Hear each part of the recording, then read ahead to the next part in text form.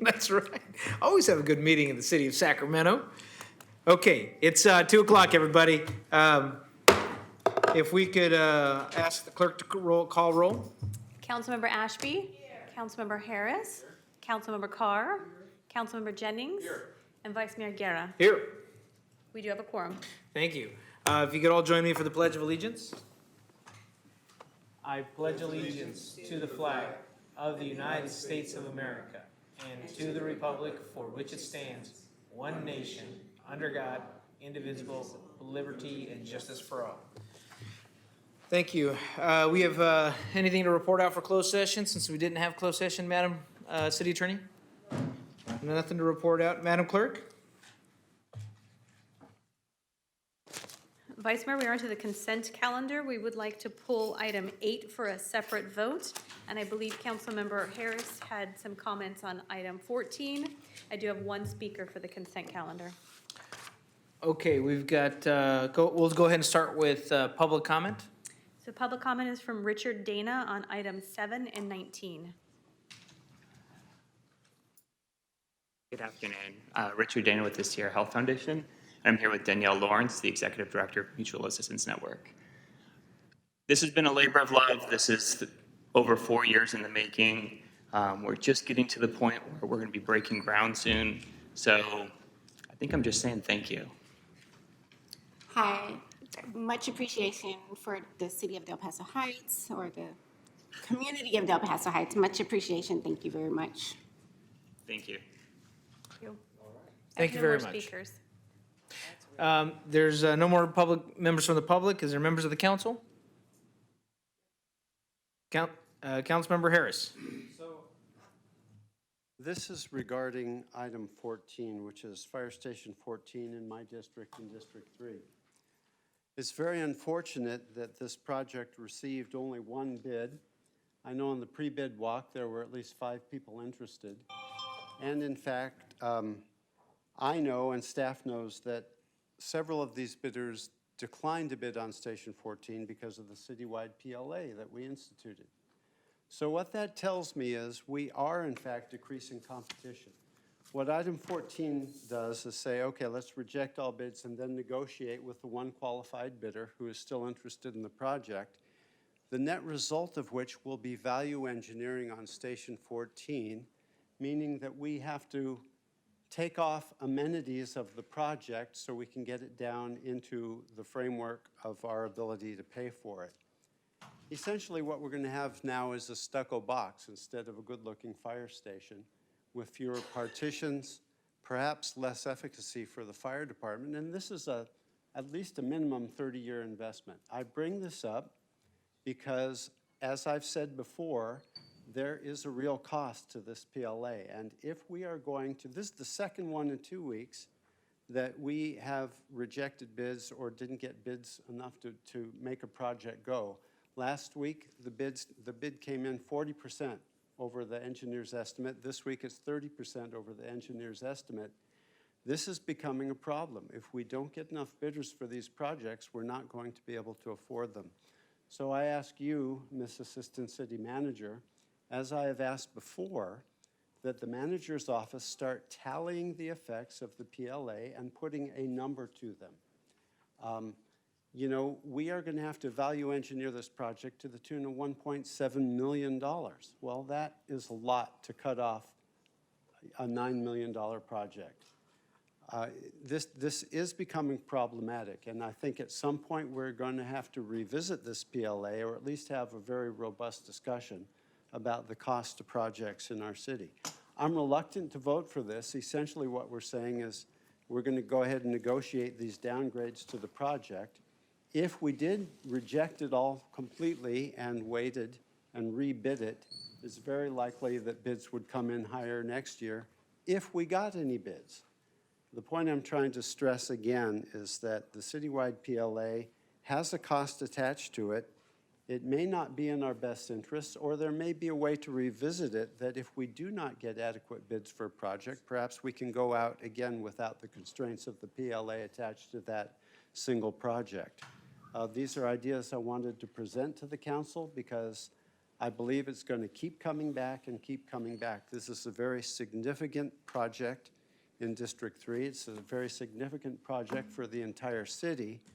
And we have to be mindful of, what we're getting for our local hire arrangement. I contested when this came to council that it did not have to be a citywide PLA, that it could be public and private in terms of training people from disadvantaged areas. I think that at some point I will come back with a proposal about how to do this a little differently so that we can achieve our objective of training local people, doing local hire, but maybe do it more effectively. Anyway, those are my comments, and with that, I'll move consent. Thank you, Councilmember Harris. It's been moved by Councilmember Harris Vice and Chair. seconded by, Our you'll be, thing doesn't, I know, I recognize you. Hold on one moment, Councilmember Ashby. It's been moved by Councilmember Harris, it's been seconded by Councilmember Carr. I recognize Councilmember Ashby wanting to speak. Is there another council member who wishes to speak? Nope. the Councilmember, motion was on everything except 8. everything except 8, that is correct. Councilmember Ashby. Yeah, thank you. Sorry, Mindy. I said our speaker queue thing isn't working. I just wanted to say briefly that while Councilmember Warren is not here, he's in Cuba helping bring water to areas that don't have it. But he has also been thrilled about this agreement and worked really hard on it. And I know if he were here, he would thank you. And also the community of Del Paso Heights and direct our staff to get moving as quick as possible, because I know he's excited to have that come. So thank you for your partnership to the city. Thank you. Good. Are there other members of the council wishing to speak? If not, congratulations on all the good work of the community and also the Sierra Health Foundation. With that, all those in favor, please signify by saying aye. Aye. All those opposed? Since seeing all the ayes have it, measure passes. Hold on here. Mute my phone here. Okay, Madam Clerk, we pulled out item 8. Can you please read item 8? Item 8 is the contract supplement for the Lincoln Training Center janitorial services. Thank you, Vice Mayor. I asked some time ago to have the janitorial contracts reviewed. They were reviewed, and it was explained to me that essentially when we entered into the new contract with the 2 new providers, our formerly union employees now have to give up $1 an hour in pay in order to have health care. So their option is to make, I think it's $14 an hour or $13 an hour and have health care. I find that to be unacceptable. We stated at the time that we entered into that contract that they should not have any loss in the wages or benefits that they were receiving. I know that there is an effort to bring a living wage ordinance back, and that could potentially change this. However, it wouldn't change contracts that were already entered into. And this is a contract that we're talking about re-upping now. And it is on today to add another, I think, $150,000 to the city manager's authority to continue investing in this contract.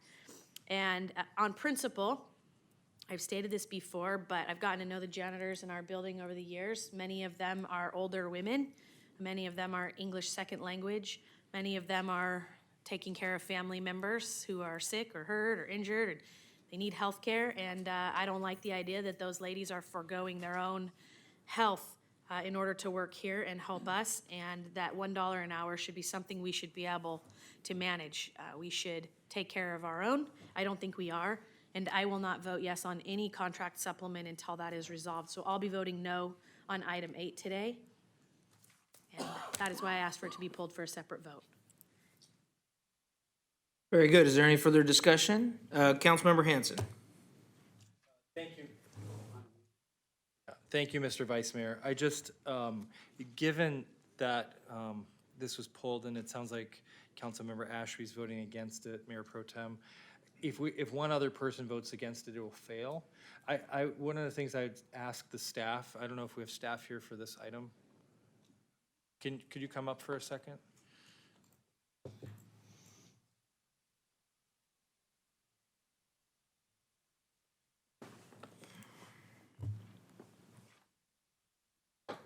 Just to the podium is fine, okay? What's your name? Good afternoon. Gary O'Neill from Procurement Services.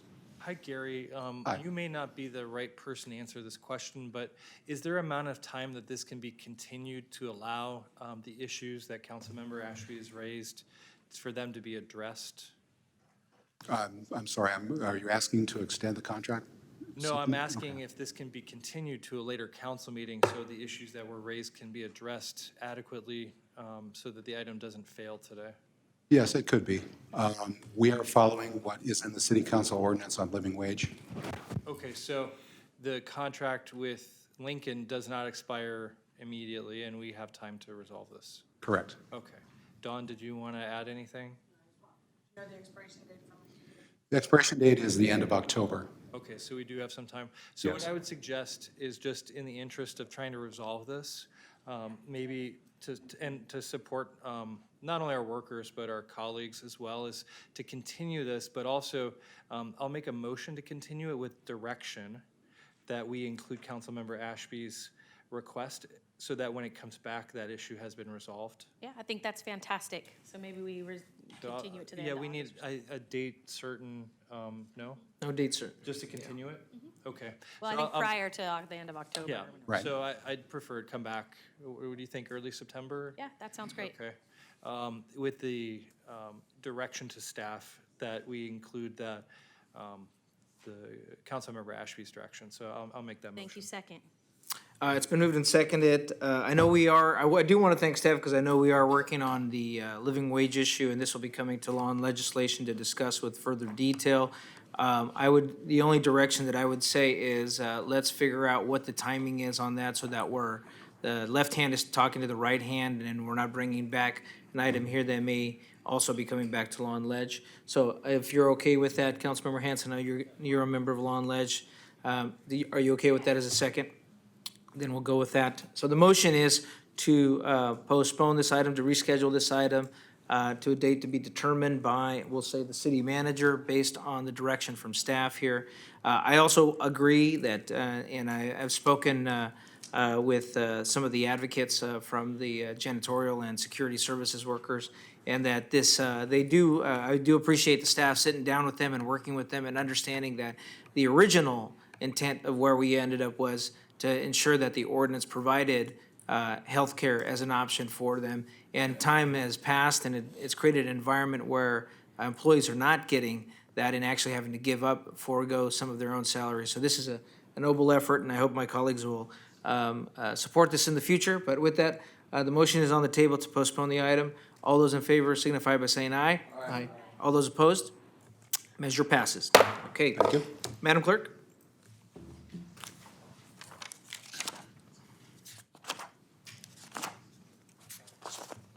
Vice Mayor, we're on to council. We're on to council comments. Council comments, ideas, questions, AB 123 reports, and JPA board and commission appointments.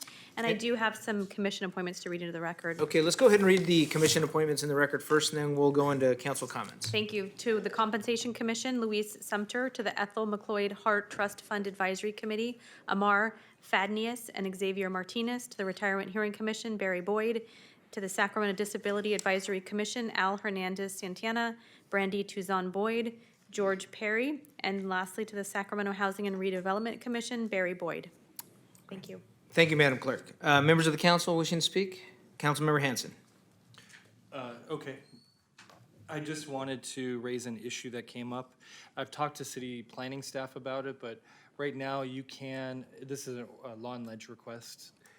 You can currently convert any multifamily building to a hotel without a CUP or any process.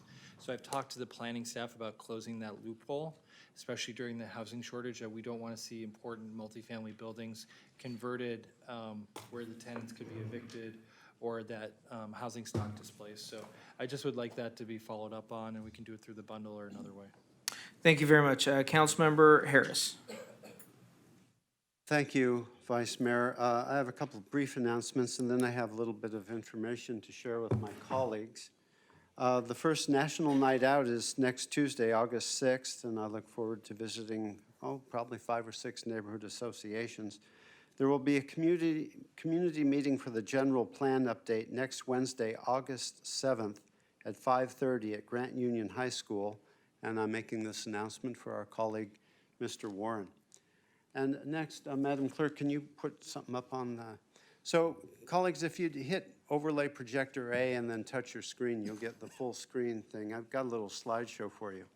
This is an AB 1234 report. I went yesterday to Modesto to view their sanctioned tent camp city under the 9th Street Bridge.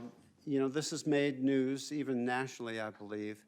They have about 285 tents under one of their Caltrans overcrossings.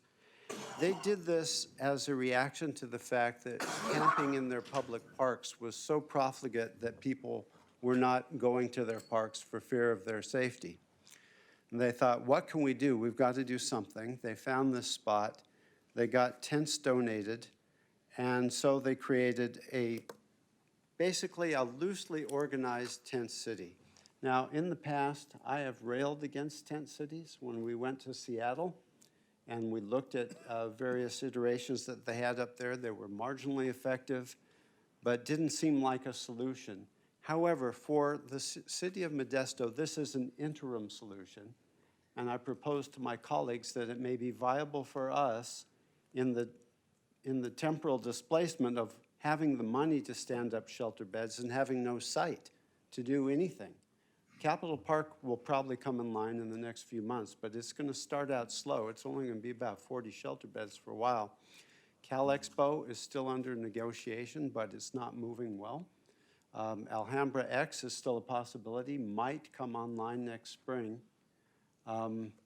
Meadowview still to be determined. The Evergreen site is a very viable site that I am trying to move forward. But the fact of the matter is, we don't have shelter beds to navigate people to. Therefore, the Martin versus Boise decision has our hands tied. So I wanted to show you some slides of the Modesto tent camp. Like I said, there are just rows and rows of tents here, and they're all pretty similar tents, although their capacity has grown, so they allowed people to come with their own tents. It's a project that is morphing. They built the airplane while it was rolling down the runway. They put this together in just 3 months. It was a challenging site to begin with. I got ahead of myself here. So that gives you kind of the lay of what it looks like. As with anything regarding homelessness, it's not tidy. It doesn't work perfectly. However, there were some real advantages to this that we discovered. First off, they moved to this tent encampment some of their frequent flyers, people who used their medical system very frequently and were very costly to the city of Modesto. Additionally, there are a lot of parolees here, people with physical issues, people who are taxing their system. And by moving them to this central location, they lowered their calls for service almost 70% in their central city. That's a big plus. They know that this is not perfect. They know that there are drug deals happening here. There have not, to their knowledge, been violent assaults. They know that people are trading sex for drugs.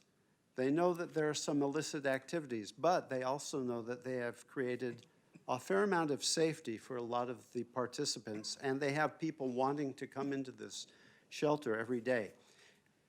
Even while they are allowing more people there, and there are about 415 residents currently, they are building shelter beds, as is our plan.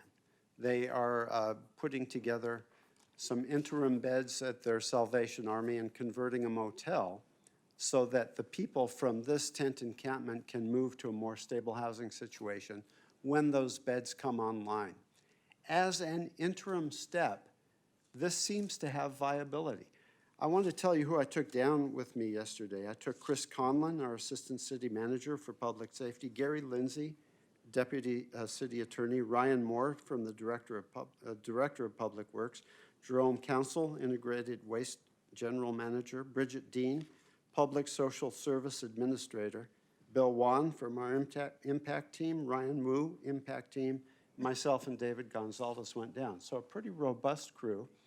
we sat down with the city management in Modesto, and I have to thank them profusely. They were very gracious to host us, and they spent a few hours with us. Kalua Barnes, there's Deputy City Manager Scott Douglas, City Manager Rick Armorendez, who was basically our counterpart to Bill Wan on the impact team. Edgar Garcia, their management analyst, was very helpful. Doug Holcomb, who actually manages this tent encampment, and Kelly Alvarado, their HMIS coordinator. So it was a very substantial and robust discussion and gave us a lot of food for thought. Now I want to contrast this with what we see in the River District yesterday. When I got home from Modesto, I just took a little tour around the River District, and what I saw was more than 150 tents in one square city block, trash flowing out into the right-of-way, people sleeping on the street, an illegal bike chop shop, drug deals transpiring, okay, on the street. The River District is under siege, and there's no doubt about it. This is completely unacceptable. Barbecues in the middle of A Street. You know, our impact team pecks at this. They do cleanups, they do sweeps. 3 days later, it looks just like this. I would propose that maybe a better way to move forward is to do a temporary sanctioned tent encampment. I've talked to Alan Warren about this. He's amenable to something like this in his district. I'm amenable to something like this in my district because what I've got is conditions far worse than I would ever want to allow in a city that I live in. As I said, tent encampments are not a solution, but they can be a bridge from here to there. And we do have a pretty substantial time problem in terms of using our heap and cash money to stand up shelter beds. And as you know, the resistance to finding a site for any tent or any triage shelter is very stout. I am in particular open to triage shelters in District 3, and I'm looking at a women and children's shelter up in the North Gate area. I'm open to any and all solutions to homelessness. I feel that we have to be more robust about this. So, enough said. What I'm going to do is when the mayor returns, I'm going to consult with he and his staff.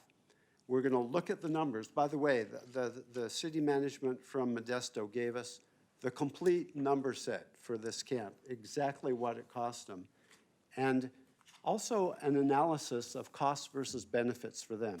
They know it's not perfect, but it has, for a short time, given them respite from a lot of problems that they were wrestling with.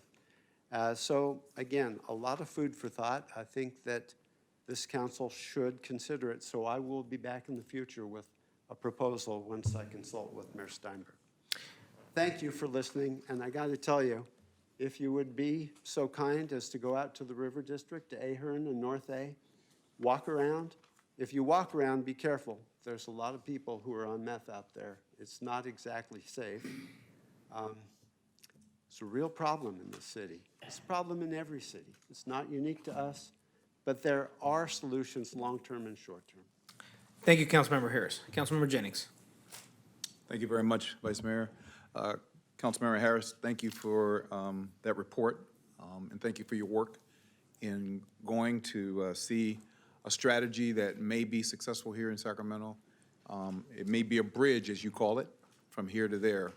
I, too, am looking at a bridge strategy as well, and I mentioned it last week, where we have been to San Diego and we've also been to San Jose to take a look at the safe parking lot strategy that they have been implementing in their cities in order for those who are living in their cars can have a safe place at night in order to be able to rest and not be on the streets and putting themselves in danger as well as the public in danger. So I will give this council a full report on that work. We have an intern from UCLA. His name is Isaiah Holmes, and he is doing a report on what he has found, the policies that have been put in place by the cities, the things that they have done that have been successful, and the things that they want to make sure that you avoid at all costs. So he'll give a full report. We'll give a full report to this board, written report, And then Emily will come through and talk more about it in detail as to how it might fit in our city, where we can have a discussion about whether or not it's something that we see working in the district, different districts, and if it's possible that it can work in the city at all. So we'll give you more on that. I just want to give a couple of announcements as well. We talked about National Night Out, and Councilmember Harris, you mentioned that as far as going to different associations. I too will be doing the same thing in District 7. And I think the public should know that we will not have city council meeting that night on National Night Out. Next Tuesday. So they're aware that we're out with National Night Out, going throughout the communities, making sure our communities are doing incredible things to help keep our communities safe. So there will be no council on that night. Also, we're going to do City Hall at the Mack Road Valley High Community Center on Thursday, August the 8th. That's located at 7833 Center Parkway. We encourage people who can't make it to City Hall for whatever reason to come out to our City Hall in the neighborhood, and we can deal with the issues that you feel need to be addressed at that time. So we encourage you to come out there. That's Thursday, August the 8th at 6 o'clock at the Valley High Community Center. And then finally, movie night and trucks and such will take place at Garsha Bend, the Garsha Bend Park on Friday, August the 16th. The movie will start at dusk, and the movie is How to Train Your Dragon, The Hidden World. So if you haven't seen that, that'd be a good time to sit under the stars and see an incredible movie. Your council member will serve you popcorn and some form of a juice. What do they call those things that the kids drink out of? Juice box? Juice box. I think that is right. Yeah, like a Capri Sun. You can tell I haven't been a kid in a minute. Yeah, it's been a minute, I know. But anyway, your council member will serve you those things, and you'll enjoy a great movie. We encourage you to bring a blanket, pillows, have a good time under the night stars. And once again, that's Friday, August the 16th at 5 p.m. Movie starts at dusk. That concludes my announcements. Thank you, Councilmember Jennings. For District 6, one quick announcement, 4 p.m. to 7:30 p.m. on National Night Out, that's next Tuesday, we're going to have free shredding along with the ice cream social at the George Sim Community Center. So come on out if you've got some shredding. We've got some shredding for you. We're going to be out there with the ARP and the Avondale Glen Elder Neighborhood Association and the Southeast Village next Tuesday. The shredding starts at 4, but ice cream's at 5:30. So come on out. And then for Mr. City Manager, a addition to the law and legislation log, I'd like to add to the log the development of a special planning district for Folsom Boulevard east of Howe Avenue to look at the restriction of some of the undesirable usages of massage parlors, smoke shops, liquor stores, check cashing stores, and such things like that. So. With that, Madam Clerk, Councilmember Harris? Yeah, just a comment. Councilmember Jennings, I appreciate what you brought up about sanctioned parking. It's really the same idea that I have, except with cars instead of tents. Let's put our heads together and both visit with the mayor about these proposals. Thank you, Councilmember Harris. Madam Clerk? I have no speakers for public comments not on the agenda. Good. Does that conclude the business of the day? Yes, it does. Then we are adjourned at 2:29. Thank you, everyone.